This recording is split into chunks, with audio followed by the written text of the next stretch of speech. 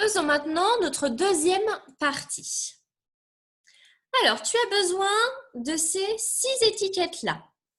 Et 1, 5, 10, 20, 40. Alors, retrouve-les, prends-les devant toi. Tu as le droit de demander à un adulte de t'aider. Une fois que tu les as, tu vas devoir trouver, comme tout à l'heure, le plus de nombres possible que l'on peut écrire avec ces 6 étiquettes-là. On peut utiliser peut-être une étiquette, 2 étiquettes ou alors 3 étiquettes.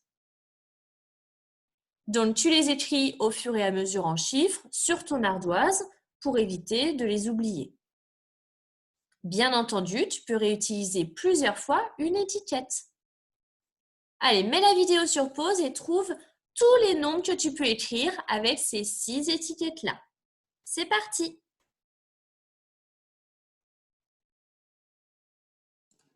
Allez, un petit indice. Avec toutes ces étiquettes, tu pouvais écrire 9 nombres. As-tu trouvé les 9? Si tu ne les as pas tous trouvés, essaye de prendre encore 2-3 minutes pour trouver ce qui manque. Allez, on voit ensemble. Alors, on va déjà utiliser une seule étiquette. Et ce n'est pas un nombre. 1, ça fonctionne. C'est bien un nombre. 5, ça fonctionne aussi. C'est bien un nombre. 10, ça fonctionne également. On pouvait également utiliser 20, c'est un nombre. Et on pouvait utiliser l'étiquette 40. Vérifie en même temps sur ton ardoise si tu les avais trouvées, celles-là. Alors ensuite, on va utiliser 2 étiquettes. Alors, et 1, ça ne fonctionne pas. 1 et non plus. Et 5, 5 et, ça ne fonctionne pas. Et 10, 10 et, ça ne fonctionne toujours pas. Et 20, 20 et, ça ne fonctionne pas. Et 40, 40 et, ça ne fonctionne pas. Ensuite, 1, 5. Alors, on aurait pu écrire 1, 5, mais attention, ça fait le nombre 15, donc ça ne fonctionne pas. 5, 1, non plus. 1, 10, 10, 1, non, ce n'est pas des nombres, ça. 1, 20, 20, 1, non plus. 1, 40, 41, ça ne fonctionne pas. 5, 10, 10, 5, non plus. 5, 20, 25, ah oui, 25, on peut l'écrire, ça c'est un nombre. Et je l'écris ici, 25. Alors ensuite, 5, 40, 45, ah oui, ça fonctionne, 45. Et on l'écrit à côté en chiffres. On continue. Alors, 10, 20, 20, 10, non. 10, 40, 40, 10, non plus. 20, 40, 40, 20, ça ne fonctionne pas. Alors maintenant, on va essayer d'en utiliser 3. Les 3 étiquettes, du moins les nombres pour utiliser 3 étiquettes, ce sont ceux avec le petit mot « et ». Le petit mot « et », il fonctionne avec le mot « un ». Donc, et 1, alors on pouvait faire 21, et je l'écris à côté. On pouvait également faire 40 et 1.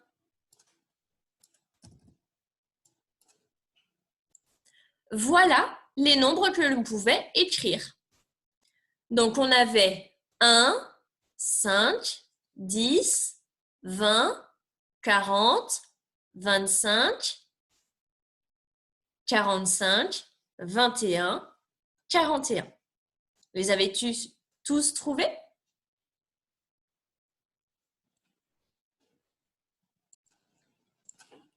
Alors, avec tous les nombres qu'on a trouvés, avec les 9, tu vas devoir trouver le nombre le plus grand.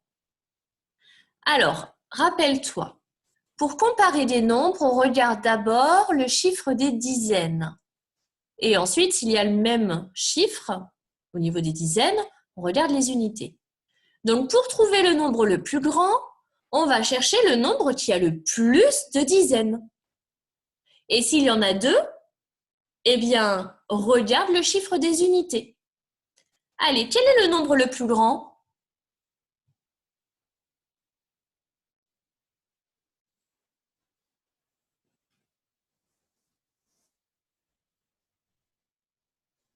Allez, on voit ensemble. Alors, je vais faire une petite cuvette rouge en dessous du chiffre des dizaines. Alors, dans 1, combien as-tu de dizaines? 0. Dans 5, combien as-tu de dizaines? 0. Dans 10, combien as-tu de dizaines? 1. Dans 20?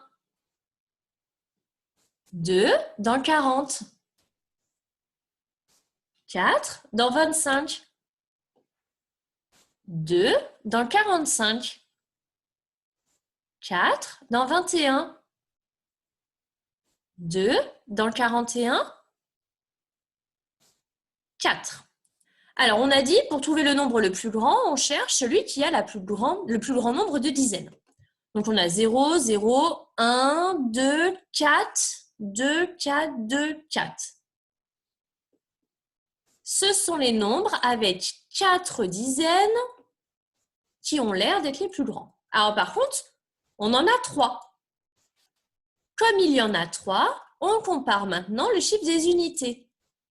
0 unité, 5 unités, 1 unité. Quel est le plus grand du coup?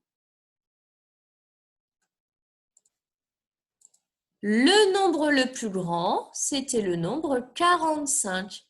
Entre 0, 5 et 1, c'est le nombre 5 qui est le plus grand.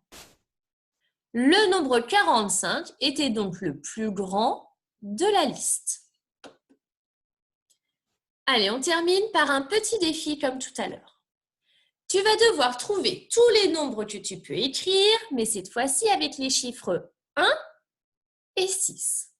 Alors, sur ton ardoise, tu les écris en chiffres et juste à côté, entraîne-toi à les écrire en lettres.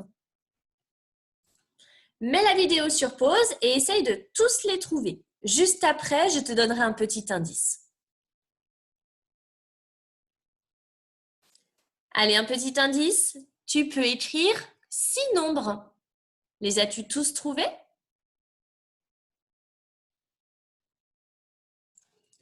Corrigeons ensemble. Alors, on va déjà trouver tous ceux qu'on peut écrire avec une seule étiquette. On peut utiliser étiquette 1 pour écrire le nombre 1. L'étiquette 6 pour écrire le nombre 6. Alors ensuite, on avait forcément 2 étiquettes. Alors, on pouvait dire, du moins, on pouvait utiliser 1, 6 pour le nombre 16. On pouvait faire l'inverse. 6, 1 pour le nombre 61.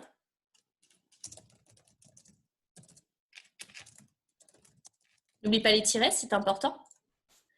On pouvait écrire 1, 1. Rappelle-toi, on peut utiliser 2 fois le même chiffre pour écrire le nombre 11. Et enfin, on pouvait utiliser les étiquettes 6, 6 pour écrire le nombre 66. Bien entendu, ce genre de petit défi, tu peux le refaire avec d'autres chiffres. Tu peux par exemple choisir 1 et 7, essayer de trouver tous les nombres que tu peux écrire avec ces deux-là. Notre séance vidéo ensemble est terminée. Par contre, il te reste une dernière activité à faire avec un ou plusieurs membres de ta famille. Il s'agit d'un jeu de loto. Alors pour cela, tu as des grilles à ta disposition.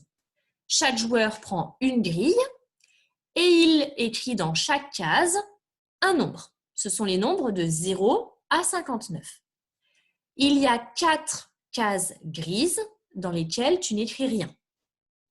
Une fois que chaque joueur a rempli sa grille, il faut découper les nombres de 0 à 59 et les placer soit dans un chapeau, dans une enveloppe ou dans une boîte éventuellement. Ensuite, le jeu peut commencer. Donc, tu tires au sort une étiquette. Tu dois lire le nombre à haute voix. Et ensuite, sur les grilles, chaque joueur entoure le nombre s'il l'a. Le gagnant est le premier qui a tous les numéros de sa planche entourés. Notre séance est donc terminée. À bientôt!